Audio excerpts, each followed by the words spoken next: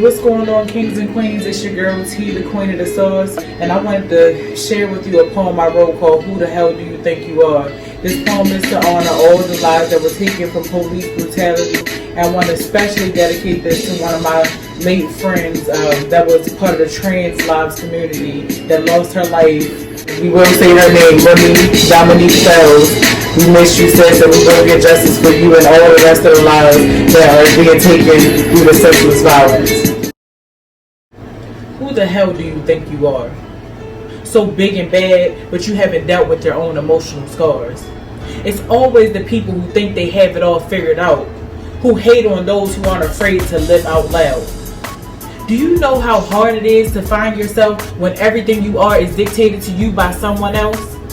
Try being the angry black woman for a day, who has to, every way she goes, choose how and what to say, so that someone doesn't get offended and, take it the wrong way. Or try being the young black boy who went outside with the toy gun and thought nothing of it because all he wanted to do was have some fun. Or the black man who gets killed because all he wanted to do was go into his neighborhood and go for a morning run. All of those people wake up thinking about what they have to do to make it home each day, and are faced by the thought that it all could possibly be taken away. So I ask again, who the hell do you think you are?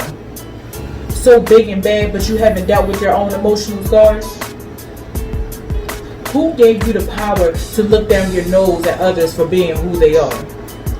Do you have a lot of baggage that you're afraid to discover? We all know it's a poor excuse, a disguise, a cover. Has it ever occurred to you that the illusion of power is despicable? How could you think that you have the power to take the life of someone just because they don't look like you? Who the hell do you think you are? So big and bad, but you haven't dealt with your own emotional scars. What is it that drives your hate? Is it because you're miserable inside and it's happiness you can't relate? Are you afraid to address the flaws that you see when you look in the mirror? Does the fact that you have problems too make you somehow feel inferior? Or is it that you think you're superior? Because the hate you carry waters the seeds of intentions that are often ulterior. Who the hell do you think you are? You ain't big, you ain't bad, you're just afraid to show who you are. So instead you take the pain you feel inside and turn it into hate, projecting all of your misplaced emotions onto someone else's race. And Trump telling black people they have nothing to lose was just like a spit to the face. I'll never understand why you people think that the power of life and death lies in the hands of man. If you can't even control your own life, how could you possibly begin to place value on another?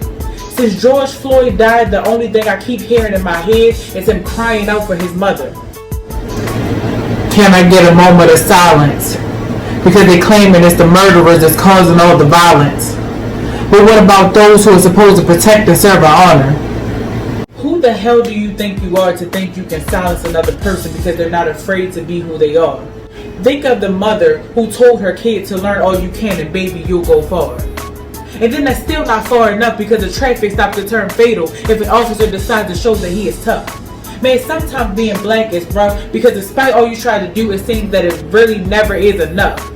So it's important that we stop competing with one another. That only separates us further. Light skin versus dark skin? That divide was only created to hurt us. The Willie Lynch letter describes just how those differences were pointed out specifically to control us. A process of self-refueled and self-generated hate towards ourselves, then they broke us. Keep the body and take the mind. Keep the body and take the mind. Keep the body and take the mind. And judging by how they treated Kaepernick 400 years later and the system is still working fine. Jay-Z said still nigga, so I hope the celebrities know y'all not exempt from this. Our compliance is no longer negotiable. They systematically use that compliance factor to hurt you. They knew that we would teach our young how to be afraid. Boy, y'all don't know just how well they got y'all niggas trained. Who the hell do you think you are? You might appear big, you might appear bad, and as much as you want to try and believe it, since coming to this country, freedom is something my people never had. Never be afraid to be who you are. Who you are is enough. all lives can't matter until Black Lives Matter.